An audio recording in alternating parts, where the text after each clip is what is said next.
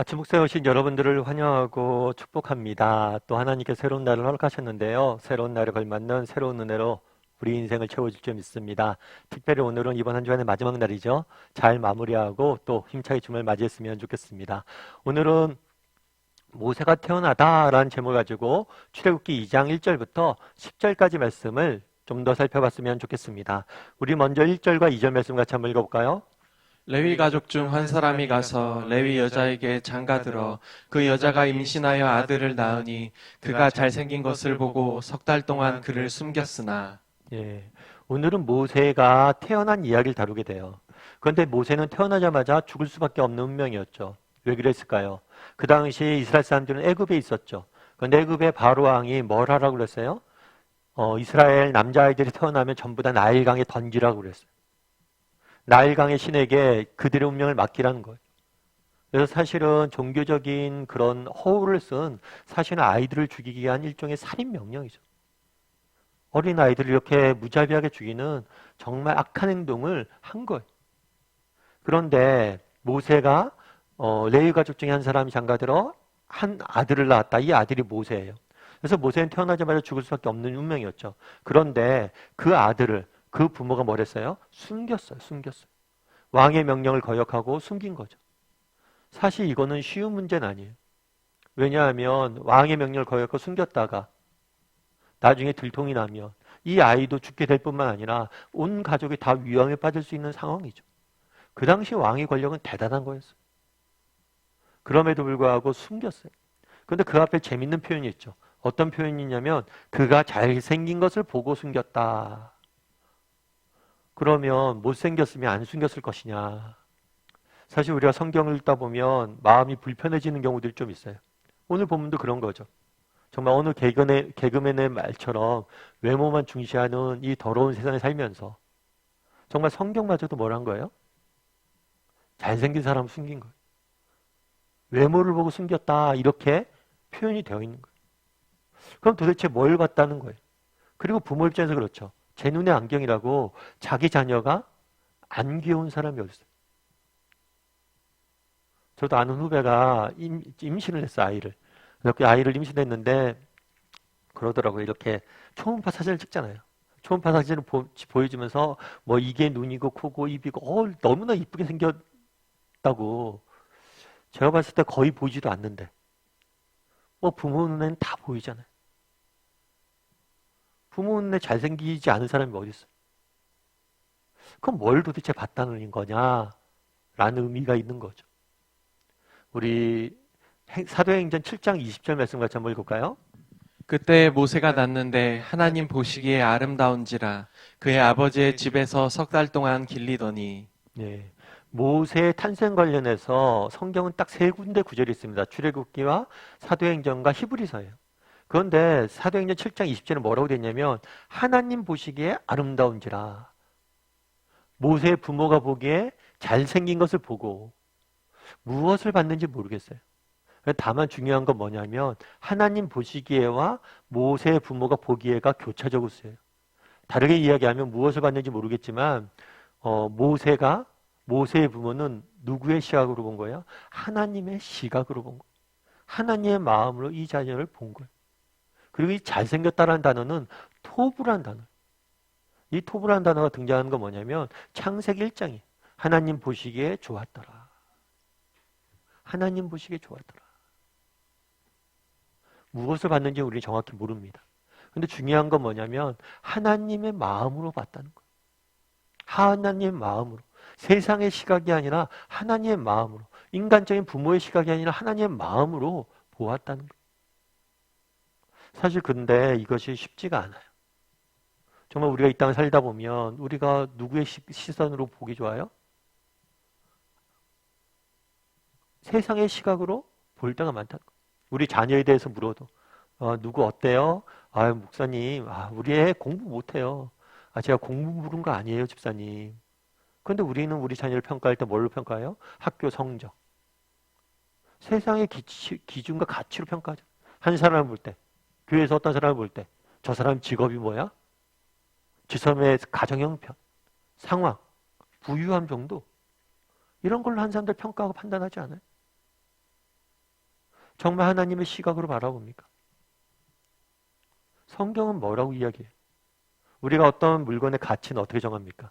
그 물건을 얻기 위해서 내가 지불한 비용에 의해서 결정이 돼요. 그러니까 내가 많은 비용을 지불할수록 뭐예요? 가격이 비싼 거죠. 비용이 지불할수록 그만큼 귀한 거죠. 그래서 그림 같은 경우에도 우리가 보기엔 아무것도 아닌 것 같지만 수십억씩 하는 게 그만큼 가치가 있다는 걸 보여주는 거죠. 우리도 마찬가지죠. 우리가 보기에 세상이 보기에는 아무것도 아닌 것 존재처럼 보일지 몰라도 하나님께서 뭐라고 해요? 우리를 위해서 자기 아들을 내어주셨다고 그러죠. 우리를 구원하기 위해서 가장 소중한 아들만저도 바쳤어요. 우리가 정말 무의미하고 무가치한 존재라면 왜 아들을 희생하면서까지 우리를 살리려고 그러겠어요? 그만큼 우리가 소중한 존재라. 뿐만 아니라 성경은 뭐라고 이야기합니까? 너희는 하나님의 작품이란 것. 너희 한 사람 한 사람을 하나님께서 특별하고 존귀하고 고귀한 존재로 주셨고 너희 한 사람 한 사람을 향한 뜻과 계획과 목적과 비전을 가지고 소명을 가지고 이 땅에 보내셨다고 이야기하죠. 이런 하나님의 마음으로 우리 자신과 우리 주변 사람들을 보냐는 것. 세상의 기준들이 아니라 하나님께서 저 사람에게 주신 장점과 가치와 아름다움을 우리는 볼 수 있냐는 것. 정말 하나님이 우리 자신을 지을 때 또 다른 사람을 지을 때 그 안에 심어졌던 아름다움을 우리는 못 본다는 것. 그런 것들 볼 줄 아는 눈이 있었으면 좋겠어요. 예전에 제가 레나 마리아라는 분을 소개해 드린 적이 있죠. 레나 마리아라는 분은 천상의 목소리를 불리우는 가스펠 가수예요. 그런데 이 레나 마리아 같은 경우에는 한쪽 다리와 양팔이 없는 상태로 태어났어요. 한쪽 발밖에 없는 거죠. 그게 뱃속에서부터 그걸 발견한 거예요. 그래서 뭐라고 얘기했냐면 의사 선생님이 아이가 태어나면 주변 사람들이 권한 거예요. 뭐라고 권했냐면 보육원으로 보내라고. 그럼 그곳에서 환경에 맞게 잘 키워줄 거라고. 당신 집에서 아이를 키우기에는 너무 어려울 수 있다.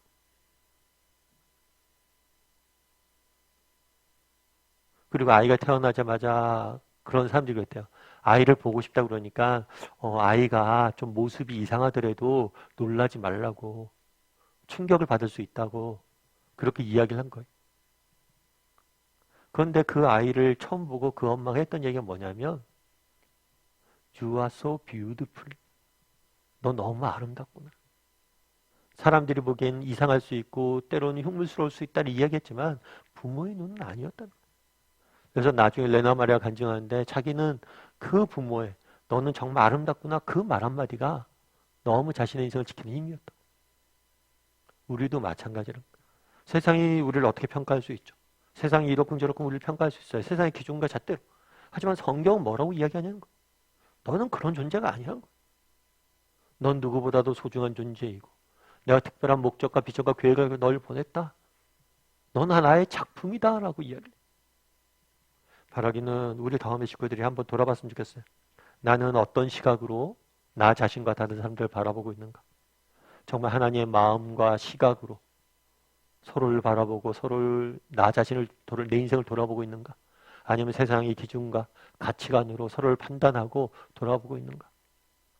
바라기는 우리 모두가 정말 하나님의 시각으로 하나님 마음으로 우리 인생을 서로를 바라볼 줄 아는 저와 여러분이 되기를 주님의 이름으로 소원합니다. 우리 이 시간 함께 기도했으면 좋겠는데요. 기도하실 때 이 시간 함께 돌아봤으면 좋겠습니다. 먼저 정말 나는 무슨 시각으로 누구의 마음으로 내 인생과 다른 사람들을 돌아보고 있는지 정말 하나님의 마음으로 서로를 바라보고 내 자신을 돌아보게 해달라고. 특별히 하나님은 우리에게 뭐라고 이야기합니까? 너희는 나의 작품이다 이야기합니다. 하나님께 특별한 계획과 목적을 가지고 우리를 땅에 보내셨다라고 이야기합니다. 그 사실을 깨닫고 정말 날마다 하나님의 시각으로 내 인생과 세상과 다른 사람들을 바라볼 줄 아는 하나님의 시각으로 바라보는 훈련을 할 줄 아는 우리 모두가 되게 해달라고 이 시간 목소리로 같이 기도하도록 하겠습니다. 또한 기도하실 때 오늘 이번 한 주간의 마지막 날입니다. 이번 한 주간 잘 마무리하고 또 정말 주말 하나님 앞에 기쁘게 예배할 수 있는 시간들 되게 해달라고 이 시간 목소리로 같이 기도하도록 하겠습니다. 같이 기도하시겠습니다.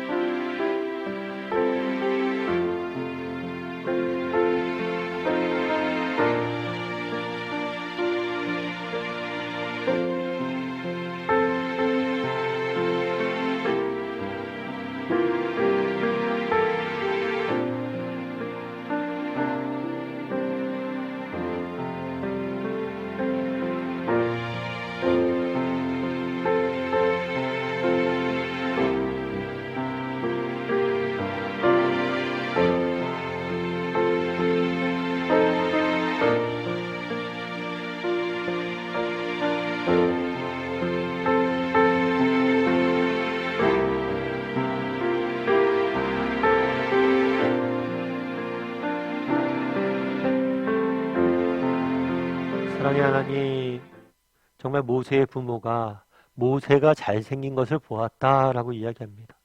우리도 정말 하나님의 시각으로 바라볼 수 있는 자들에게 도와주시옵소서. 내 자신에 대해서, 다른 사람에 대해서 하나님의 시각으로 바라볼 줄 아는 하나님께서 우리 각 사람을 작품으로 지으시고 우리를 위해서 정말 가장 소중한 것도 아끼지 아니하시고 내어주실 만큼 우리를 소중히 여긴다는 사실을, 또 우리를 향한 크고 놀랍고 비밀스러운 계획들을, 각 사람을 향한 계획들을 가지고 계심을 믿고 정말 하나님의 시각으로 우리 인생을 바라봄으로 또 다른 사람들을 품음으로 정말 하루하루 믿음의 길을 걸어갈 줄 아는 우리 모두가 될 수 있도록 주여 붙잡아 주시옵소서. 때론 세상을 살아갈 때 정말 힘들고 지칠 때가 있습니다. 그럴 때마다 하나님 앞에 내가 어떤 존재인지를 기억함으로 용기를 얻어서 정말 소망을 갖고 내일을 향해 달려갈 줄 아는 우리 모두가 될 수 있도록 주여 붙잡아 주시옵소서. 오늘은 특별히 이번 한 주간의 마지막 날입니다. 잘 또 오늘 하루 믿음 안에 잘 마무리하게 도와주시고 또 주말 귀한 쉼과 재충전이 있는 시간들 되게 도와주시고 또 기쁘게 하나님 앞에 나아가 예배할 수 있는 우리 모두가 될 수 있도록 주여 은혜를 더하여 주시옵소서. 은혜 감사를 드리며 모든 말씀 예수님의 이름으로 기도드립니다. 아멘.